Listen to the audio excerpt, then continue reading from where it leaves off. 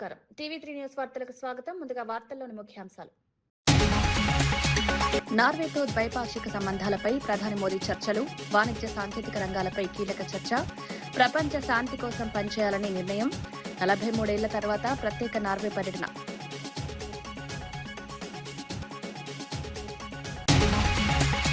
విపత్తుల నిర్వహణకు ఆధునిక సాంకేతికతపై పొంగులెత్తి దృష్టి, డ్రోన్లతో అత్యవసర సేవల బలోపేతం, విపత్తుల్లో సమన్వయానికి డిజిటల్ టెక్నాలజీ, ప్రజల భద్రతకు ఆధునిక వ్యవస్థలే కీలకం.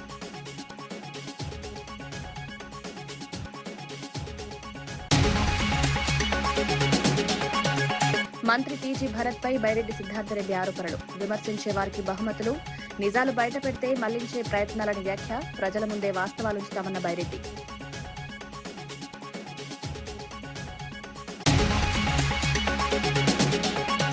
ఇంధన ధరల పెంపుపై వైసీపీకి కౌంటర్ ఇచ్చిన రవికుమార్, అంతర్జాతీయ ముడి చమురు వల్లే ధరల పెరుగుదల, అదనపు పన్నులు విధించలేదన్న ప్రభుత్వ విప్, ధరలపై నిరసనలు తాడేపల్లి వద్ద చేయాలన్న కూన.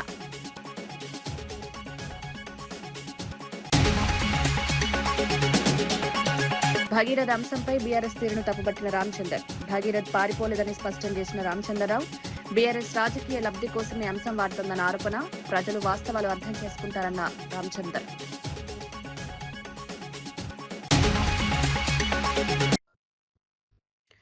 జగిత్యాల కేంద్రీయ విద్యాలయం భూమి ప్రతిపాదనల అంశంపై నిజామాబాద్ బీజేపీ ఎంపీ ధర్మపురి అరవింద్ తీవ్రస్థాయిలో స్పందించారు. జగిత్యాలలో కేంద్రీయ విద్యాలయం ఏర్పాటును కావాలని ఆలస్యం చేస్తున్నారని స్థానిక ఎమ్మెల్యే సంజయ్ కుమార్ పై విమర్శలు చేశారు. విద్యార్థుల భవిష్యత్తుకు ఉపయోగపడే ప్రాజెక్టులను రాజకీయ కోణంలో చూడడం సరికాదన్నారు. ప్రజలకు అవసరమైన విద్యా సంస్థల విషయంలో రాజకీయాలు చేయకుండా అభివృద్ధికి సహకరించాలని సూచించారు. కేంద్ర ప్రభుత్వం విద్యారంగ అభివృద్ధికి ప్రాధాన్యమిస్తోందని గుర్తు చేశారు. కేంద్రీయ విద్యాలయం ఏర్పాటు ద్వారా విద్యార్థులకు నాణ్యమైన విద్య అందుబాటులోకి వస్తుందన్నారు.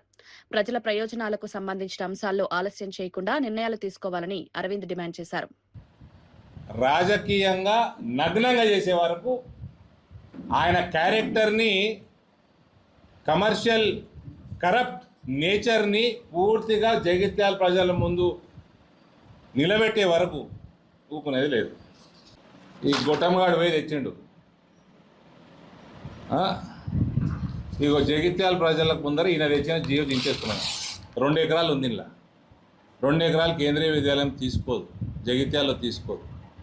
ఇది ఏం చేస్తుందంటే ఇది రిజెక్ట్ అవుతుందని తెలిసి ఇది రిజెక్ట్ అయిపోయింది కాబట్టి మళ్ళీ గాడనే వేయడనో మరి కాంగ్రెస్ పోయి పీకింది ఏమైనా ఉన్నదా అంటున్నా. ఆ డబల్ బెడ్రూమ్ ఎట్లున్నాయో కూడా తెలుసు, మీకు తెలుసు, నాకు తెలుసు.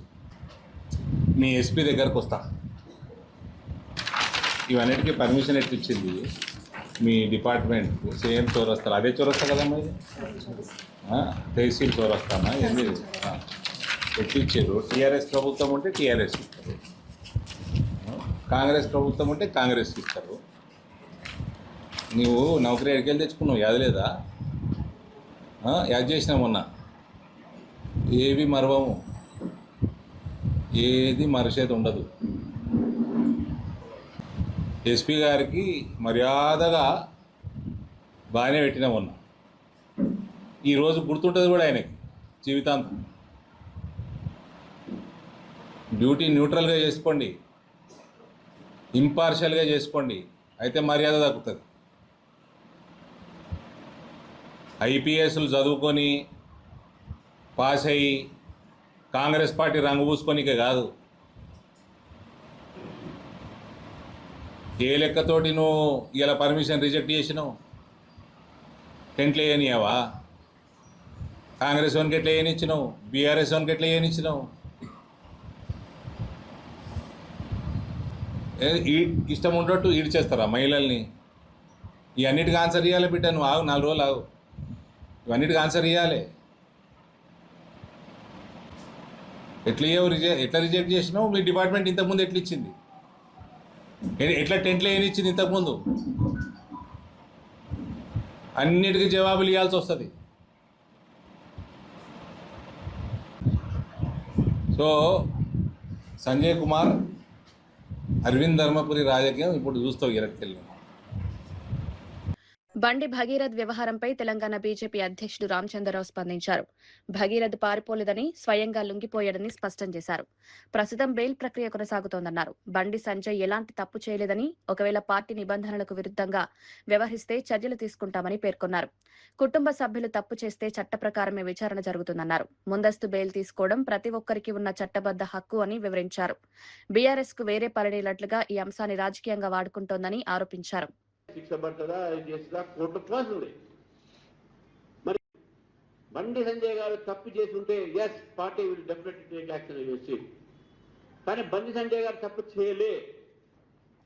బండి సంజయ్ గారి యొక్క కొడుకు ఇంట్లో కుటుంబ సభ చేసి ఉంటే, నేను ఒకటే మాట అంటున్నాను, కుటుంబ సభ చేసి ఉంటే ఎస్ అతని మీద చర్య ఉండాల్సి ఉంది. లీగల్ గా చట్ట ప్రకారం ఏ కార్యక్రమం ఆయన ఉండాలి, అవన్నీ కూడా జరుగుతాయి. శిక్ష పడుతుందా చేస్తుందా కోర్టు క్లాస్ ఉంది. మరి తప్పించుకున్నాడు. ఏ వ్యక్తి అయినా సరే లీగల్ గా ఒక కేసు పడితే వాళ్ళు లీగల్ స్టెప్ తీసుకుంటారు. Anticipatory bail is legal step. పారిపోవడం కాదు. యాంటిసిపేటరీ బెయిల్ రాకపోతే సరెండర్ అయ్యాడు. చట్టంలో ఉన్నది anticipatory bail provision. There is nothing wrong in it. Returnable ప్లాట్ల అంశంపై మాజీ మంత్రి పేర్ని నాని చంద్రబాబు ప్రభుత్వంపై తీవ్ర విమర్శలు చేశారు. సొంత వారికి మాత్రమే ప్రాధాన్యమిస్తూ అభివృద్ధి చేసిన ప్లాట్లను కేటాయిస్తున్నారని ఆరోపించారు. భూములిచ్చిన సాధారణ రైతులకు మాత్రం ఇప్పటికీ హామీలు అమలు కాలేదన్నారు. 2 ఏళ్లలో ప్రభుత్వం పూర్తిగా దారి తప్పిందని విమర్శించారు. రైతుల త్యాగాలతో ఏర్పడిన అమరావతి విషయంలో సమానత్వం పాటించాల్సిన అవసరం ఉందన్నారు. సాధారణ రైతుల ప్రయోజనాలను విస్మరించి కొందరికే ప్రయోజనం చేకూరేలా వ్యవహరించడం సరికాదన్నారు. ప్రజల విశ్వాసాన్ని నిలబెట్టుకోవాలంటే రైతులకిచ్చిన హామీలను వెంటనే అమలు చేయాలని డిమాండ్ చేశారు. కేసరపల్లి, బుద్ధవరం, అజరంపూడి, చెనవడిపల్లి, అల్లాపురం అన్ని ప్రతి పొలం ఇచ్చిన రైతుకి ఇక్కడ ఏమైనా మంచి ప్లాట్ ఇస్తారా అంటే అదేం లేదు. గమ్మత్తు ఇంకోటి, 29 గ్రామాల్లో ఉన్నటువంటి రైతాంగం ఎకరం భూమి ఇస్తే 1250, 1000 రెసిడెన్షియల్, 250 కమర్షియల్. కానీ గన్నవరంలో పొలం ఇచ్చిన వాళ్ళు మాత్రం 450 కమర్షియల్, 1000 రెసిడెన్షియల్.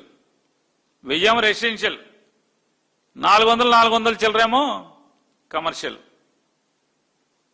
దాంట్లో కొంతమందికి ఎవరెవరికి ఇస్తారా అంటే అశ్విని దత్ గారంట. అశ్విని దత్ గారికి, బెజవాడ సుప్రియ గారికి, బెజవాడ మధు గారికి, బ్రాహ్మణి గారికి, సాంబశివరావు గారికి, రమేష్ బాబు గారికి, బొలు శ్రీనివాసరావు గారికి, అట్లాగే ఆలూరు బుజ్జి గారు వాళ్ళ కుటుంబానికి. వీళ్ళకి మాత్రం మంచి ప్రైమ్గా ఇస్తారు. అశ్విని దత్ గారు 39 ఎకరాలు గన్నవరంలో ఇచ్చారంట. 39 ఎకరాలు గన్నవరంలో ఇస్తే వారికి ప్రైమ్ ల్యాండ్ కింద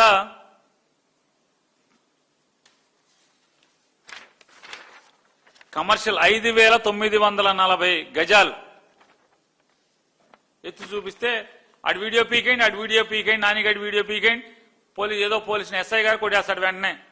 శాన్ ఫ్రాన్సిస్కో, న్యూయార్క్, ఎక్కడికి పడితే అక్కడికి, ఆ కంపెనీలు ఎక్కడుంటే అక్కడికి లెటర్ కొట్టేస్తారు డైరెక్ట్ గా. కొట్టేసేమని పేర్ని నానిగడి మాట్లాడిన వీడియోలు, లేకపోతే వైఎస్ఆర్ కాంగ్రెస్ పార్టీ వాళ్ళు మాట్లాడిన మాటలన్నీ కూడా సమాజంలో అశాంతిని, అలజడిని రేకెత్తిచ్చేస్తాయి. సమాజంలో మర్డర్లు అయిపోతాయి. మొత్తం వెంటనే తీసేయండి. గవర్నమెంట్ అప్రతిష్ట పాలైపోతుంది, గవర్నమెంట్ డిగ్రేడ్ అయిపోతుంది. తప్పులు చేసి గవర్నమెంట్ డిగ్రేడ్ అయ్యాక ఏమవుతుంది? మరి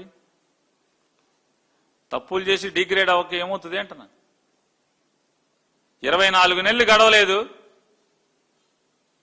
నారా చంద్రబాబు నాయుడు గారి ప్రభుత్వం బస్టు పట్టినట్టుగా ఇంతవరకు భారతదేశ చరిత్రలో ఇంత తొందరగా బస్టు పట్టిన ప్రభుత్వం. శ్మశానం మాత్రం మంచిది అండి. అన్ని ఊళ్ళ మీద అంటే మంచి మోడల్ శ్మశానం ఒకటి కట్టారు. ఊరు కట్టినా కట్టపోయినా ముందు 29 ఊళ్ళ వాళ్ళకి ప్లాట్లు ఇచ్చలేకపోయినా ఆ 29 గ్రామాల వాళ్ళకి మాత్రం మోడల్ శ్మశానం ఒకటి కట్టారు చంద్రబాబు నాయుడు గారు. కొత్త రకం అంటే మామూలు ఏదైనా శవం దహనమే కదండి, లేకపోతే పాతేయటం. ఇంతకు మించి చచ్చిపోయిన తర్వాత ఇంకేముంటది మనిషికి? నేనైనా మీరైనా ఎవరైనా అదే కదా. అసలు బతకటాకేదయ్యా, బతకటాకి మంచిళ్ళు అయ్యి ఆ గ్రామాల్లో బ్రతకటాకి మంచిళ్ళు అయ్యి, రోడ్లు అయ్యి, డ్రైన్లు అయ్యి, అసలు ఆ ఊర్లు అలా ఉంచొచ్చా అని అడుగుతున్నాను. వాళ్ళ గురించి పట్టించుకోరా అంటున్నాను. వాళ్ళ చుట్టూనేమో 1,00,000 కోట్లు ఆవిరైపోతుంది ఆ 29 గ్రామాల చుట్టూ. ఏదో అన్న సామెత అంగట్లో అన్నీ ఉన్నాయి అల్లు నోట్లో చేనున్నట్టు పొలాలన్నీ ఆళై వాళ్ళకి ప్లాట్లు ఎవరు, వాళ్ళ ప్లాట్లో రోడ్లు వేయరు, ప్లాట్లు చూపించరు. ఈ పెద్ద పెద్ద వాళ్ళందరూ ఎక్కడెక్కడో గన్నవరం, శంకవరం, ఆ వారం ఈ వారంలో ఇచ్చినాడేమో అప్పులు తెచ్చేసుకుంటారు. SRM కూడా అప్పు తెచ్చేస్తాడు, విట్టోళ్ళు అప్పు తెచ్చేస్తారు.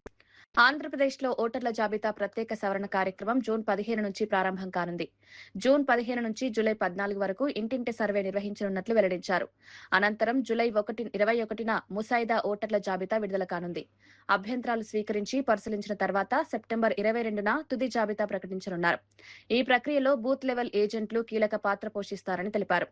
BLOలు, BLAల మధ్య సమన్వయం బలోపేతం చేయాలని సూచించారు. ఓటర్ల వివరాల విషయంలో నిర్లక్ష్యం చేయకుండా ప్రతి దశలో అప్రమత్తంగా వ్యవహరించాలని నాయకత్వం సూచించింది.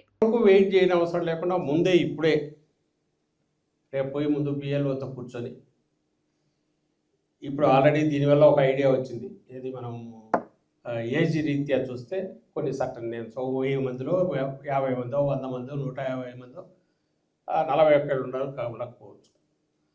ఈ రీజన్ కాక వేరే రీజన్స్ వల్ల లింకప్ కానీ ఏదైతే ఉంటాయో వాటిని BLO ఆల్రెడీ అబ్జర్వ్ చేసింటారు. ఎందుకంటే తనకు 2 లిస్టులు ఉన్నాయి కాబట్టి పెట్టుకొని మ్యాపింగ్ చేశారు కాబట్టి 2002 లిస్టుతో లింకప్ కానివి ఉంటే అంటే ఫాదర్ బంధుత్వం వలన లేదా అప్పటికి తనే ఓటర్ అయి ఉండడం కానీ ఉంటే వాటిని తీసేస్తే అవి మన దాంట్లోకి యాడ్ చేసుకుంటే ఈలోగా గన మన BLA ఆ ఇళ్ళ దగ్గరికి వెళ్ళగలిగితే మన వాళ్ళ సింపతైజ్ మన ఓట్లు ఏముంటాయో వాటి దగ్గరికి వెళ్ళి వాళ్ళవి ఏమేమి ఆధారాలు ఉన్నాయో ఏమేమి కలెక్ట్ చేసి పెట్టుకోవాలో వాళ్ళని ఎన్లైటన్ చేయడం సో దట్ BLOతో పాటు వచ్చే టైంకు అవి రెడీగా వాళ్ళు పెట్టుకొని ఉంటాయి. ఈరోజు మాట్లాడితే తెలిసింది అప్పుడు కూడా BLO తీసుకోడు, ఓన్లీ ఎన్యూమరేషన్ ఫామ్ ఇచ్చి వెళ్తారు అని. ఎన్యూమరేషన్ ఫామ్ ఇంట్లో ఇచ్చిపోయి నెల రోజుల్లో అంటే వారం రోజులు మినిమం టైం ఇచ్చి వారం రోజుల తర్వాత 3 times అతను మళ్ళీ వెళ్ళాలి ఒకవేళ ఫామ్ రాకపోతే. మరి 3 times పొద్దున మధ్యాహ్నం సాయంత్రానికి వెళ్ళేసి వెళ్ళాను అనొచ్చా తెలియదు. వారం తర్వాత ఇమ్మీడియట్గా ఇంటికి వెళ్ళేసి కొట్టేసి లేడు అని చెప్పేసి లేదా ఫామ్ రాలేదని రాసుకోవచ్చో తెలియదు. ఇవన్నీ ఆ చిన్న గ్రౌండ్ మీదకి పోయి నాకు తెలియాల్సింది. మన ఇళ్ళ దగ్గరకు వచ్చేసరికి అలాంటి పరిస్థితి రాకుండా మన BLA అలర్ట్గా ఉండడం ఎట్లా చేయాలి చూసుకోవాలి. రెండవది ఎన్యూమరేషన్ ఫామ్ లింకప్ అయిన వాళ్ళు ఇవ్వాలి, లింక్ కాని వాళ్ళు ఎలాగో ఇవ్వాలి. ఎన్యూమరేషన్ ఫామ్ పోకపోతే ఓటు పోతుంది ఆటోమేటిక్గా, లింక్ అయినోడైనా సరే. ఖచ్చితంగా చేరాలి. మూడవ పాయింట్ తెలుస్తున్నది అంటే డ్రాఫ్ట్లో నువ్వు పూర్తి ఇనెలిజిబుల్ అయినా వాళ్ళ ప్రకారం కానీ రియల్గా కూడా నువ్వు ఎన్యూమరేషన్ ఫామ్ ఇస్తే దాన్ని అయితే ఎంటర్ అయిపోతుంది డ్రాఫ్ట్లో. ఆ తర్వాత డ్రాఫ్ట్లో మళ్ళీ తర్వాత క్లెయిమ్స్ అబ్జెక్షన్స్లో మనం పెట్టి వాటిని తీయించాలి. అంటే BLA కనుక సరిగా ఉంటే ఫస్ట్ ఓటు తీయడానికి లేకుండా అయితే. తెలంగాణలో రైతులు పండించిన వడ్లు, మొక్కజొన్న కొనుగోళ్లపై మాజీ ఎమ్మెల్యే PN రెడ్డి ప్రభుత్వాన్ని ప్రశ్నించారు. రాష్ట్ర వ్యాప్తంగా రైతులు ఇబ్బందులు పడుతున్నా ప్రభుత్వం స్పందించడం లేదన్నారు. కనీసం ముఖ్యమంత్రి నియోజకవర్గమైన కొడంగల్లో రైతుల పరిస్థితి అయినా పరిశీలించాలని సూచించారు. రైతులు పంట నమ్ముకునేందుకు తీవ్ర ఇబ్బందులు పడుతున్నారని పేర్కొన్నారు. కొనుగోలు కేంద్రాల్లో సరైన ఏర్పాట్లు లేక రైతులు నష్టపోతున్నారన్నారు. రైతుల కష్టాన్ని అర్థం చేసుకుని తక్షణ చర్యలు తీసుకోవాలని డిమాండ్ చేశారు. వ్యవసాయానికి ప్రాధాన్యమిస్తామని చెప్పిన ప్రభుత్వం ఇప్పుడు రైతుల సమస్యలపై మౌనం పాటించడం సరికాదన్నారు. తెలంగాణ అంతా కొనడానికి చేత కాదు కానీ కనీసం కొనగలు అయితే కొనాలి కదా. ఇక్కడ గన్నుబోగులు లేవు. 3 రోజులు అవుతుంది. రైతులంతా కుప్పల కాడ వండుకుంటారు. రాత్రి పూట ఎండకి ఎండిపోతారు. ఇప్పుడు చూస్తా ఉన్నారు. ఇక చాలా మంది మహిళా రైతులందరూ ఇక్కడిని ఎండ ఎర్రటెండలో కూడా కూర్చొని ధర్నా చేస్తారంటే మీరు అర్థం చేసుకోవాలి ఎంత బాధ ఉన్నది. రైతులలో ఎంత బాధ ఉందో, కొడంగల్ రైతుల ఎంత బాధ. లారీలు లేవు, గన్నుబోగులు లేవు. గతంలో ముఖ్యమంత్రి గారు కేసీఆర్ గారు ఉన్నప్పుడు, మన ప్రభుత్వం ఉన్నప్పుడు ముందు చూపుతాను 2 నెలల ముందే ఒక రివ్యూ పెట్టడం.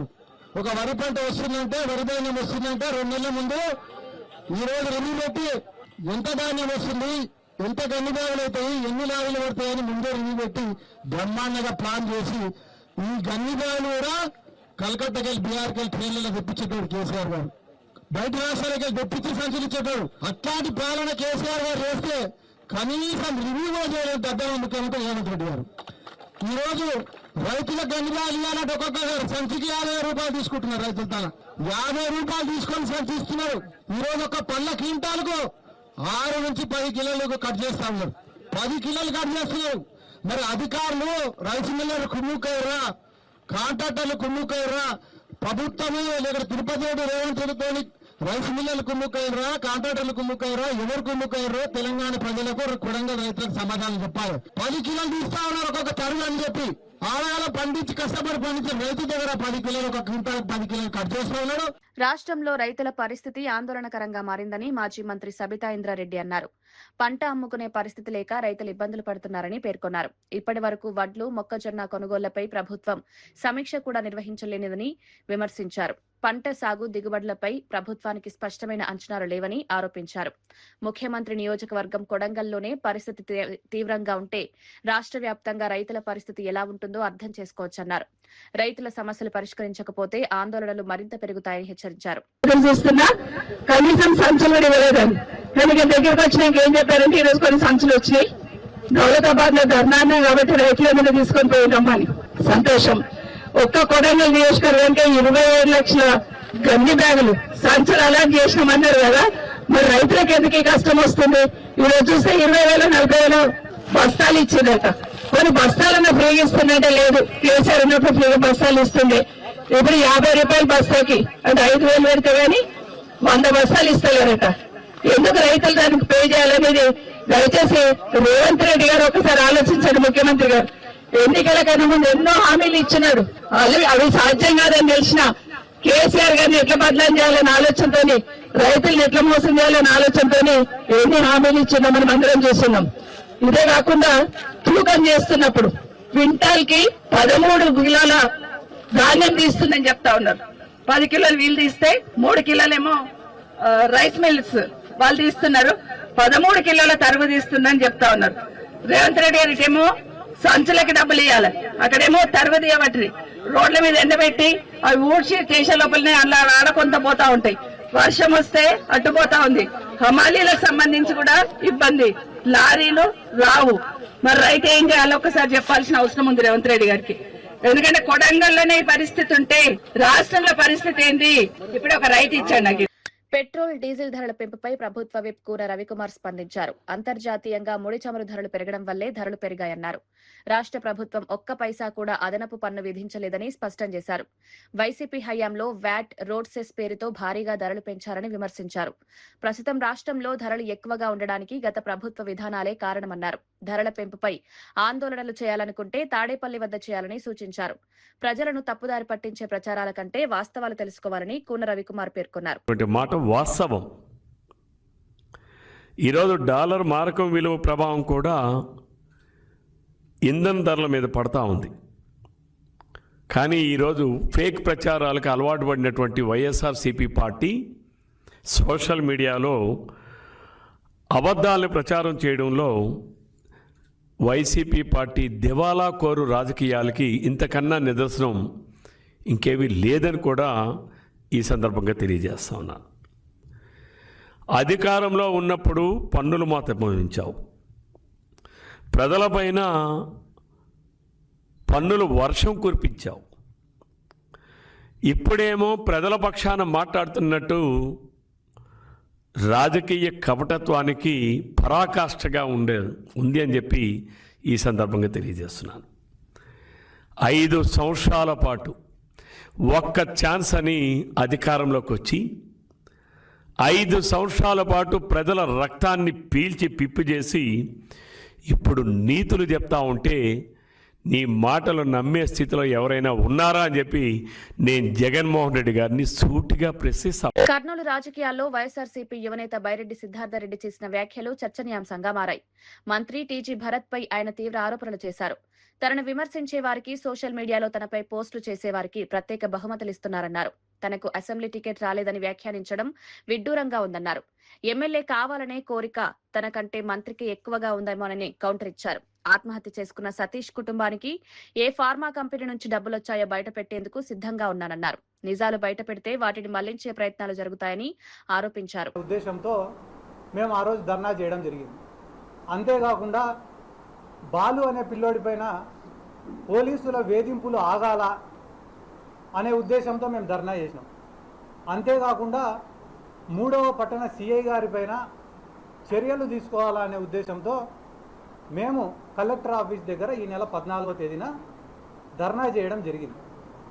ప్రభుత్వాన్ని ప్రశ్నించినామని, మంత్రి గారిని ప్రశ్నించినామని గడిచిన 3 రోజులుగా తెలుగుదేశం పార్టీ వాళ్ళు, స్థానిక తెలుగుదేశం పార్టీ వాళ్ళు, ఎమ్మెల్యేలు, మంత్రులు, ఎంపీలు, లోకల్ ఉన్న రౌడీ సీటర్లు, చివరిగా నిన్న మొన్న టీజీ వెంకటేష్ గారు అందరూ కూడా రకరకాలుగా మాట్లాడినారు. వాళ్ళ మాటలకు సమాధానం చెప్పాలనే ఉద్దేశంతోనే ఈరోజు ఈ ప్రెస్ మీట్ని ఏర్పాటు చేయడం జరిగింది. టీజీ భరత్ గారు సతీష్ కుటుంబాన్ని పిలిపించుకొని ఆ కుటుంబానికి న్యాయం చేసింటే ఈ కర్నూలు టౌన్లో ఆయన స్థాయి 100% పెరిగేది. ఆయన ఆ పని చేయకుండా సిద్ధార్థరెడ్డిని తిట్టిన వాళ్ళకి 10,000 రూపాయలు, సిద్ధార్థరెడ్డి పైన సెల్ఫీ వీడియో చేసిన వాళ్ళకి 20,000 రూపాయలు, ప్రెస్ మీట్ పెడితే గాన కార్పొరేటర్ సీటు, అంతకన్నా ఎక్కువ సిద్ధార్థరెడ్డి ఇంటిపైకి పోతామని చెప్తే గాన స్టోర్ బియ్యము, ఈ మాటలు ఈ డీల్లు అన్నీ చేయడంతో ఆయన స్థాయి 500% ఈ కర్నూల్లో పడిపోయింది.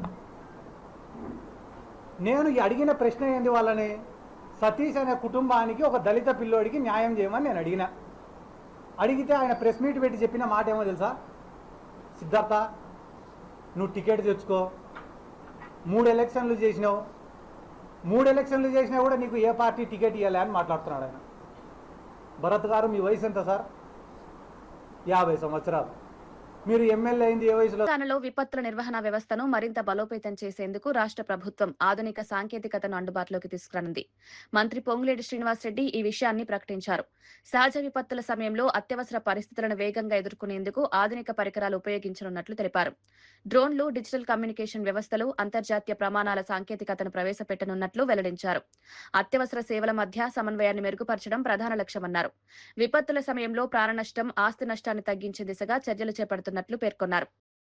వరదలో, అగ్ని ప్రమాదాలు ఊహించని రీతిలో సంభవించినప్పుడు, ప్రజల కష్టాల్లో ఉన్నప్పుడు వారిని ఎలా రక్షించగలుగుతాము, ఎలా ఆ ప్రజలకి బాసటగా ఉండగలుగుతామనేది ఈరోజు ఈ మాక్ డ్రిల్ యొక్క ముఖ్య ఉద్దేశం. తెలంగాణ రాష్ట్రంలో అనేక జిల్లాల్లో ఇటు గోదావరి అటు కృష్ణా పొంగినప్పుడు, పై రాష్ట్రాల్లో అత్యధిక వర్షాలు కురిసి వరద వచ్చినప్పుడు ఎలా రక్షించాలి అనే అంశం మీద ప్రపంచంలో ఉన్న లేటెస్ట్ ఎక్విప్మెంట్ అంతా తెలంగాణ రాష్ట్రంలో తీసుకొచ్చే దాంట్లో రాష్ట్ర ప్రభుత్వం క్షుణ్ణంగా పరిశీలించే దాంట్లో భాగంగా ఈ మాక్ డ్రిల్ ని ఏర్పాటు చేసిన మా అధికారులకి, సహకరించిన అధికారులకు కూడా మరొకసారి అభినందనలు. ప్రధాని నరేంద్ర మోదీ నార్వే పర్యటనలో కీలక ద్వైపాక్షిక చర్చలు నిర్వహించారు. నార్వే ప్రధాని జోనాస్ గార్ స్పోర్ట్ తో సమావేశమై వాణిజ్యం, పెట్టుబడులు, సాంకేతిక రంగాలపై చర్చించారు. అంతర్జాతీయ సవాళ్లను ఎదుర్కొనేందుకు ప్రపంచ సంస్థలో సంస్కరణలు అవసరమని ఇరు దేశాలు అభిప్రాయపడ్డాయి. పశ్చిమాసియా, ఉక్రెయిన్ పరిస్థితులపై కూడా నాయకులు చర్చించినట్లు వెల్లడించారు. ప్రపంచ శాంతి, స్థిరత్వం కోసం కలిసి పనిచేయాలని నిర్ణయించుకున్నారు. ఉగ్రవాదాన్ని మూలాలతో సహా నిర్మూలించడం ప్రపంచ దేశాల ఉమ్మడి బాధ్యత అని ప్రధాని మోదీ పేర్కొన్నారు. 43 సంవత్సరాల తర్వాత జరిగిన ఈ పర్యటనకు ప్రత్యేక ప్రాధాన్యం ఏర్పడింది.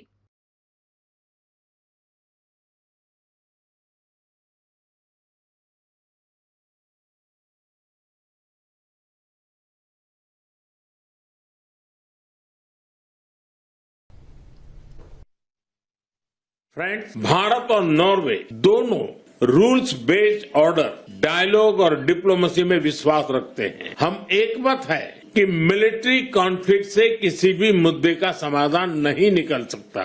यूक्रेन हो या पश्चिमी एशिया, हम संघर्ष की शीघ्र समाप्ति और शांति के हर प्रयास के समर्थन करते हैं और समर्थन करते रहेंगे। हम इस बात पर भी एकमत है कि बढ़ते हुए ग्लोबल चैलेंजेस के समाधान के लिए ग्लोबल इंस्टीट्यूशंस का रिफॉर्म अनिवार्य है और टेररिज्म के हर रूप को जड़ से समाप्त करना हमारी साझी प्रतिबद्धता है। శ్రీకాళహస్తిలో నూతనంగా నిర్మించిన 2వ టౌన్ పోలీస్ స్టేషన్ భవనాన్ని మంత్రులు అనిత, అనగాని సత్యప్రసాద్ ప్రారంభించారు. 2,75,00,000 రూపాయల వ్యయంతో ఈ భవనం నిర్మించారు. భక్తుల భద్రతకు ప్రభుత్వం అత్యంత ప్రాధాన్యమిస్తోందని హోంమంత్రి అనిత తెలిపారు. శ్రీకాళహస్తికి వచ్చే భక్తులకు పటిష్ట భద్రతా ఏర్పాట్లు చేస్తున్నట్లు వెల్లడించారు. కార్యక్రమం అనంతరం పోలీసులు సిబ్బంది పిల్లల్లో 10వ తరగతి ఇంటర్ ప్రతిభ కనబరిచిన విద్యార్థులను సన్మానించి బహుమతులు అందజేశారు. ప్రజలకు మరింత మెరుగైన పోలీసు సేవలు అందించేందుకు ప్రభుత్వం చర్యలు తీసుకుంటుందన్నారు. కెమెరాల పర్యవేక్షణ కూడా ఈరోజు పోలీస్ సిబ్బంది అంతా కూడా దగ్గరుండి చూసుకుని శివరాత్రి లాంటి పర్వదినాల టైంలో కూడా ఎక్కడెక్కడ ఎటువంటి ఇబ్బంది లేకుండా చూసుకునే బాధ్యత తీసుకుంటున్నారు. చంద్రబాబు నాయుడు గారు ముఖ్యమంత్రి ఉన్నప్పుడు ఒక మంచి ఆలోచనలో రాష్ట్రంలో అన్ని ఆఫీస్ బిల్డింగ్స్ కూడా మంచి కట్టాలన్న లక్ష్యంతో ఆ తరుణంలో స్టార్ట్ చేసేటువంటి గత పాలకులు ఇవన్నీ కూడా ఎక్కడ చంద్రబాబు నాయుడు గారు మంచి పేరు వస్తాయనేసి కంటిన్యూటీ గవర్నమెంట్ ని ఎలాగైతే అన్నా క్యాంటీన్ ఆపేశారో ఇలాంటి అభివృద్ధి కార్యక్రమాలు ఆపేయడం మనకు తెలిసిందే. మరి ఈ రోజున స్థానిక శాసనసభ్యులు బొజ్జల సుధీర్ గారికి ఒక చొరవతో 2 నెలల ముందు గౌరవ ముఖ్యమంత్రి గారి చేతి మీద జీపీ ఓపెన్ చేయడం, మరి ఈ రోజు మా హోంమంత్రి గారు ఛత్తీస్గఢ్ లోని బస్తర్ ప్రాంతంలో పర్యటించిన కేంద్ర హోంమంత్రి అమిత్ షా కీలక వ్యాఖ్యలు చేశారు. భద్రతా దళాల కృషితో మావోయిస్టుల ప్రభావాన్ని పూర్తిగా నియంత్రించామన్నారు. బస్తర్ ప్రాంత అభివృద్ధికి ప్రత్యేక ప్రణాళికలు సిద్ధం చేస్తున్నట్లు వెల్లడించారు. గిరిజన ప్రాంతాల్లో సేవా కేంద్రాలను ఏర్పాటు చేసి అభివృద్ధిని వేగవంతం చేస్తామన్నారు. 2026 మార్చి నాటికి నక్సలిజాన్ని పూర్తిగా నిర్మూలించే లక్ష్యంతో ముందుకు వెళ్తున్నట్లు తెలిపారు. ప్రస్తుతం బస్తర్ ప్రాంతం నక్సల్స్ ముక్త ప్రాంతంగా మారుతోందని పేర్కొన్నారు. భద్రతతో పాటు అభివృద్ధి కార్యక్రమాలకు సమాన ప్రాధాన్యమిస్తున్నామని అమిత్ షా వెల్లడించారు. 2024 ये 2 दिन नक्सल उन्मूलन के इतिहास में सुवर्णमयी अक्षरों से लिखे जाए। 21 जनवरी 2024 के दिन हमने तय किया था बंद कमरे में कि 31 मार्च 26 के पहले हम नक्सलवाद को समाप्त कर। काफी लोगों ने चेताया भी था, एक कमरे में बात भी करी थी कि ये संभव बात है, मगर हमने कार्य योजना भी बनाई, इम्प्लीमेंटेशन भी किया और अगस्त आते आते इसकी सार्वजनिक घोषणा करी। और मां दंतेश्वरी की ही कृपा है कि आज हमारा नक्सल मुक्त बस्तर का दिन अंततोगत्वा आए। ముగించే ముందు ముఖ్యాంశాలు మరోసారి. నార్వేతో ద్వైపాక్షిక సంబంధాలపై ప్రధాని మోదీ చర్చలు, వాణిజ్య సాంకేతిక రంగాలపై కీలక చర్చ, ప్రపంచ శాంతి కోసం పనిచేయాలని నిర్ణయం, 43 ఏళ్ల తర్వాత ప్రత్యేక నార్వే పర్యటన.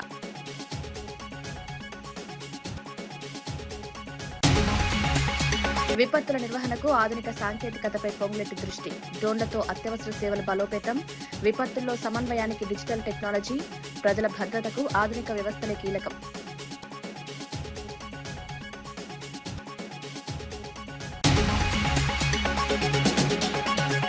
మంత్రి టీజీ భరత్ పై బైరెడ్డి సిద్ధార్థరెడ్డి ఆరోపణలు, విమర్శించే వారికి బహుమతులు, నిజాలు బయటపెడితే మళ్లించే ప్రయత్నాలని వ్యాఖ్య, ప్రజల ముందే వాస్తవాలుంచుతామన్న బైరెడ్డి.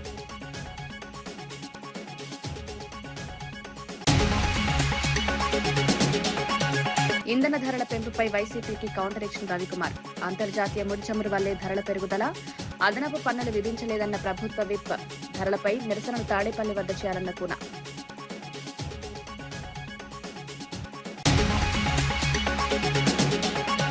భగీరథ్ అంశంపై బీఆర్ఎస్ తీరును తప్పుబట్టిన రామచందర్, భగీరథ్ పారిపోలేదని స్పష్టం చేసిన రామచంద్రరావు, బీఆర్ఎస్ రాజకీయ లబ్ధి కోసమే అంశం వాడుతోందన్న ఆరోపణ, ప్రజలు వాస్తవాలు అర్థం చేసుకుంటారన్న రామచందర్. ఇవి ఈనాటి వార్తా విశేషాలు. మరో బులెటిన్లో మళ్ళీ కలుద్దాం. నమస్కారం.